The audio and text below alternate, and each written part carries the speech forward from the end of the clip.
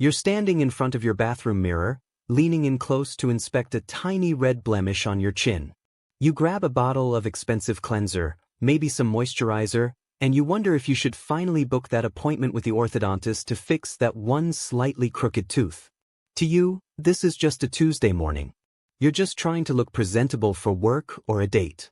But here's the twist you didn't see coming. If a person from 50,000 years ago walked into that bathroom and stood next to you, they wouldn't be impressed by your expensive creams or your dental plan. In fact, they might see your face as a collapsed, weakened version of the human blueprint. We've spent decades imagining our ancestors as grunting, hairy brutes with sloping foreheads and muddy skin, assuming that attractive is a modern invention we came up with once we had enough spare time to build Sephora. But what if we've been investigating a completely cold case? What if the primitive faces of the past weren't just functional, but were actually more striking, more symmetrical, and more biologically vibrant than the faces we see in the mirror today? We are opening a file on a mystery that spans the entire history of our species. We're looking for the truth about ancient beauty, and the evidence suggests that we might be the ones who have lost our way. Of course, it's easy to assume that ancient humans were inherently less attractive simply because they didn't have the tools to hide their flaws. We look at the fossil record and see heavy brow ridges or missing teeth and we think unattractive. But that assumption hits a massive wall when you look at the actual bone structure of our ancestors compared to ours. This is clue number 1 in our investigation, the case of the missing jawline. If you look at skulls from the Upper Paleolithic, roughly 30,000 years ago, you notice something shocking. They almost all have perfect, straight teeth and wide, powerful palates. There is virtually zero evidence of the dental crowding that plagues modern humans. Why does this matter for attractiveness? Because a wide jaw doesn't just hold straight teeth, it supports the entire structure of the face. It creates high cheekbones and a defined profile. Daniel Lieberman, a biological anthropologist at Harvard University, has spent years studying how our faces have literally shrunk. He points out that for 99% of human history, we chewed tough, fibrous foods. This mechanical stress acted like a workout for the face, signaling the bones to grow wide and robust. When we switched to soft, processed agricultural foods, our jaws began to recede. We are the first humans in history to have faces too small for our own teeth. So, while we might have better skin products, our ancestors possessed a structural beauty that we now have to pay thousands of dollars to surgeons to replicate. They didn't need braces because their biology was hitting the mark every single time. But even with a perfect jawline, you might argue that an ancient human would still be covered in the grime of a world without soap, making any structural beauty irrelevant. This leads us to clue number 2, the parasite paradox. Scientists like Randy Thornhill and Corey Fincher have developed what's known as the parasite stress theory. It suggests that our very concept of beauty is actually a high-tech biological radar system for detecting health. In a world before antibiotics, a single infection or a heavy load of parasites was a death sentence. Therefore, ancient humans had to be elite detectives at spotting honest signals of a strong immune system. What were those signals? Symmetry and skin clarity. A face that develops perfectly symmetrically is a face that wasn't derailed by disease or malnutrition during childhood. It's incredibly hard for a body to grow two halves of a face that match perfectly when it's fighting off pathogens. This means that 30,000 years ago, if you met someone with a perfectly symmetrical face, your brain would have fired off every attraction alarm in your nervous system. You weren't thinking about aesthetics, you were looking at a survivor. This wasn't a choice, it was a survival imperative. The mystery here is why we still find these traits attractive today when we have medicine to fix the problems they once signaled. It implies that the beauty standards we think are modern are actually ancient fossils buried deep in our subconscious. This still leaves us with a glaring problem, because even if they were symmetrical, they weren't exactly like us. This brings us to clue number 3, the hybrid mystery. For a long time, the investigation into ancient beauty focused only on Homo sapiens. We assumed that our cousins, the Neanderthals, were the ugly ones, the literal monsters in the dark. We pictured them as stooped, hairy, and fundamentally repulsive. But in 2010, the geneticist Svante Pääbo and his team cracked the Neanderthal genome and found something that changed the case forever. Most modern humans outside of Africa carry about 2% Neanderthal DNA. This isn't just a dry statistic. It is evidence of a very intimate encounter. If Neanderthals were as hideous as we've been told, why did our ancestors choose to mate with them repeatedly across thousands of years? You don't get that much genetic crossover from a few accidental meetings. It suggests that when a Homo sapiens hunter met a Neanderthal woman in a forest in Europe 50,000 years ago, they didn't see a monster. They saw a person. A person with different features, sure, maybe a larger nose and a heavier frame, but someone who clearly fit within the boundaries of attractive, or at least viable. When we look at modern reconstructions of Neanderthals using the latest tissue depth data, we see faces that look like people we might pass on the street. They had red hair, light eyes, and skin tones that would look perfectly normal in modern-day Ireland or Scandinavia. The brute was a myth we invented to make ourselves feel special. But if biology was the only thing that mattered, we wouldn't see any evidence of ancient humans trying to enhance themselves. This leads us to clue number 4, the first makeup artists.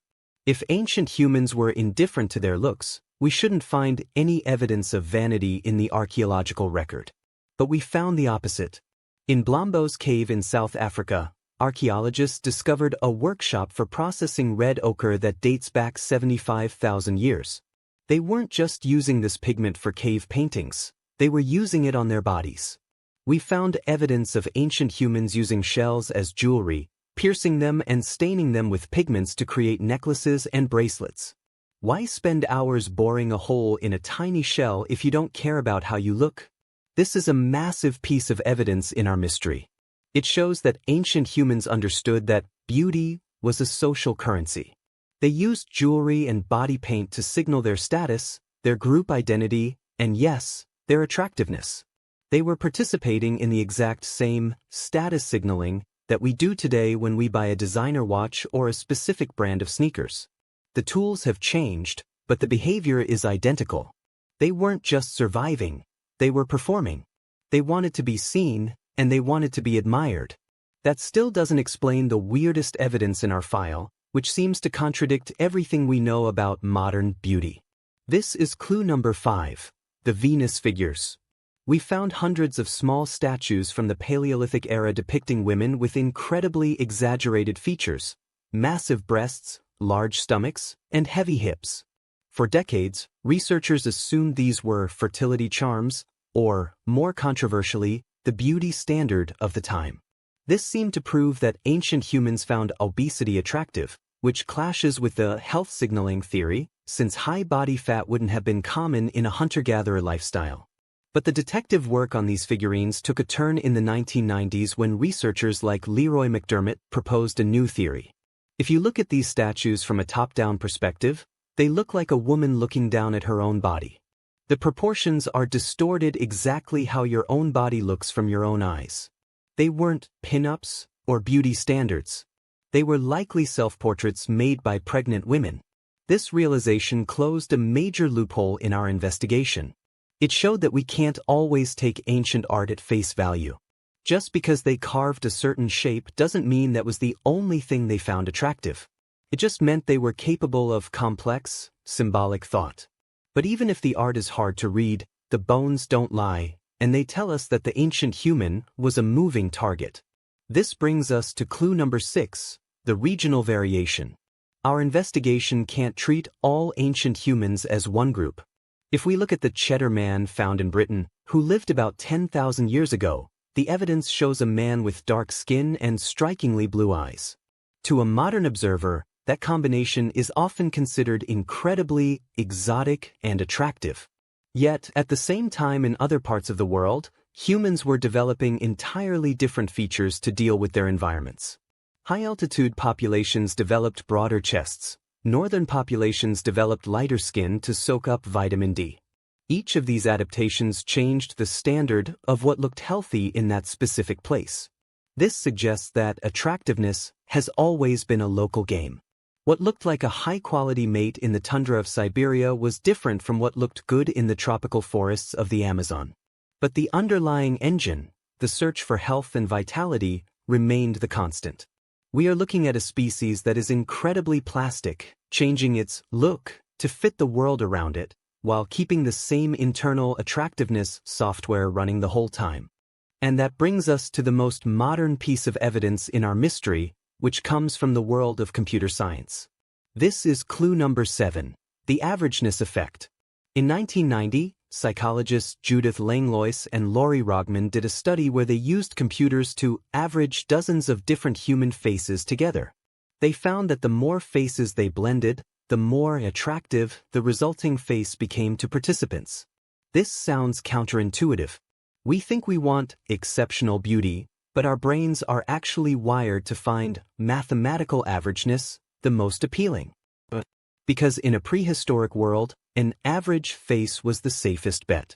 It meant you didn't have any extreme mutations or rare developmental problems. You were the median of the survivors. When we apply this averageness rule to ancient skulls, we find that ancient humans likely looked much more normal than we think. They weren't all supermodels, but they weren't all trolls either. They were a population of people who, because they lived in small, tight-knit groups, would have had very similar facial structures. To our modern eyes, a group of ancient foragers might have looked remarkably consistent and, by the averageness rule, remarkably handsome. We are the ones living in a world of extreme facial variation and unnatural features caused by our modern diets and lifestyles. So, where does all this evidence lead us? If we look at the verdict of our investigation, we have to conclude that the question, were ancient humans attractive, is actually a trap. It assumes that beauty is a finish line that we finally crossed in the 21st century. But the clues tell a different story. They tell us that beauty was never a luxury, it was a primary source of information. It was the way our ancestors read the health, history, and status of the people around them without saying a word. Ancient humans were likely more structurally attractive than us, with better dental health and more robust bone structure. They were as symmetrical as their environment would allow, and they were creative enough to use the earth itself to decorate their bodies. They lived in a world where looking good was synonymous with being strong, and they didn't have the luxury of faking it. They didn't have filters, they didn't have plastic surgery, and they didn't have makeup that could hide a sickly complexion. Their attractiveness was a raw, honest account of their ability to survive the world. But this still doesn't explain the most haunting part of the case. If we took a baby born 50,000 years ago and raised them today, they would grow up to be a modern human. They would wear jeans, they would use a smartphone, and they would probably be considered quite attractive by today's standards, especially with that wide jawline and those straight teeth. But the reverse isn't necessarily true.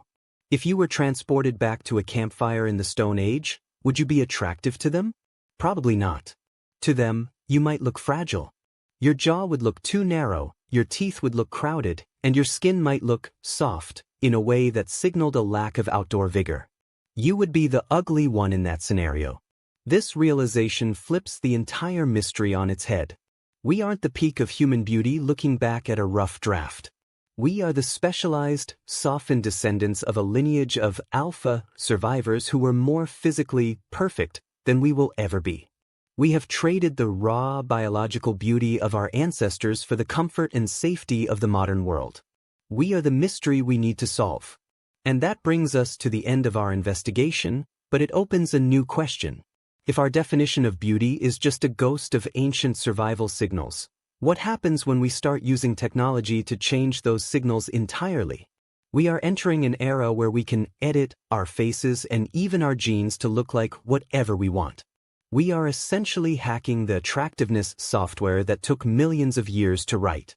But as we move further away from those ancient signals of health and vitality, are we actually becoming more beautiful, or are we just becoming more readable to a computer algorithm?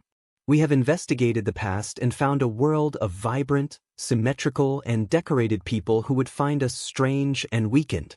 Maybe the real mystery isn't why they look the way they did, but why we've worked so hard to look like anything else. The case of ancient beauty isn't just about fossils, it's about what we see. When we look in the mirror today, It's about the silent ancestors who are still staring back at us through our own eyes, judging us by a standard we've almost forgotten. As we close the file on this mystery, we want to know what you think. If you could see a perfect reconstruction of your own ancestor from 40,000 years ago, do you think you'd recognize them as a family member, or would they feel like a different species entirely? Does the idea of biological beauty change how you feel about the modern beauty industry? We're genuinely curious to hear your thoughts on where we're headed next. And if you want to keep investigating these deep time mysteries with us, hit that subscribe button. It's the best way to make sure you're here for the next case we crack open. There are so many layers of human history still waiting to be unburied, and we're just getting started. Because at the end of the day, we like to believe we've conquered our biology, that we've moved past the primitive need for facial symmetry and bone density. We tell ourselves that beauty is entirely in the eye of the beholder, a purely cultural construct that we can change like a pair of shoes. We want to believe we are the authors of our own desires. But the fossils tell a much colder, more clinical story. They remind us that for all our technology and all our art, we are still just animals trying to find a healthy mate in the dark. You can put on all the makeup in the world, you can buy the most expensive clothes, and you can live in a house made of glass and steel. But you cannot escape the ancient jury that lives inside your brain. You are still being judged by the standards of a world that ended 10,000 years ago. You are looking at a mirror, but the eyes looking back are much, much older than you. And they've already made up their minds. This investigation shows that while our cultures change, our foundations are set in stone. We are the descendants of the most attractive, most healthy, and most capable humans who ever lived, because the ones who weren't didn't leave any descendants at all. We are the winners of an incredibly brutal beauty pageant that lasted for 200,000 years. Every time you feel a spark of attraction for another person, you are hearing an echo of a choice made on a savanna or in a cave 100 lifetimes ago. The mystery of ancient beauty isn't something out there in the dirt. It's inside you right now, directing your life with a quiet, invisible hand. We are the living evidence of a long-term plan we didn't know we were following. So next time you're in that bathroom mirror, don't just look at the blemish or the crooked tooth. Look at the width of your cheekbones and the depth of your eyes. You are looking at the result of 1,000 generations of careful, life or death selection. You are a masterpiece of ancient engineering, even if you feel like a work in progress. The mystery is solved. They were attractive because they had to be, and you are attractive because they were. We are the legacy of a world where beauty was the only truth that mattered. And even now, in the silence of the modern world, that truth is the only thing that's really real. But maybe the most chilling thing to realize is that our ancestors didn't have mirrors. They didn't see themselves the way we do, chopped up into tiny flaws and digital pixels. They saw themselves in the eyes of their tribe and the reflections in still water. They didn't need to be told they were attractive. They just needed to survive long enough to pass that attractiveness on. We have the mirrors, we have the cameras, and we have the magazines, but we seem to have less certainty than they ever did. We have investigated the past and found a species that was confident in its skin, while we are a species that is constantly trying to crawl out of ours. We've reached the final verdict of this mystery, but the implications will stay with you long after the video ends. The ancient humans weren't just attractive, they were the gold standard. We are the ones living in the shadow of their perfection, trying to piece together a puzzle we've lost the box for. We spend our lives chasing a ghost of health that they lived every single day. We are the detectives who arrived at the scene 10,000 years too late, wondering why the air feels so empty. You are the final clue in a case that will never truly be closed. Your face is the only map we have left to a world that was more beautiful than we are allowed to remember. Take one last look at your reflection before you turn off the light. You think you're seeing yourself, a modern person in a modern world. But you're not. You're looking at a survival suit that's been passed down through the ice, the heat, and the hunger of an entire era. You're looking at the winner of a race you didn't even know you were running. You aren't just you are a living fossil of everything that ever worked. And as you walk away from the mirror, just remember one thing. The ancient world isn't gone. It's just waiting for you to notice it. The investigation is over, and the evidence is clear. We didn't invent beauty, We just inherited it. We are the caretakers of a very old, very powerful fire. And even if we don't understand how it works, we can still feel the heat. Thank you for joining us on this investigation into the faces of the past. We hope it makes you look at the people around you, and the person in the mirror, a little bit differently from now on. Because in the end, we are all just ancient humans trying to find our way home. Nature doesn't care about your vanity, it only cares about your results.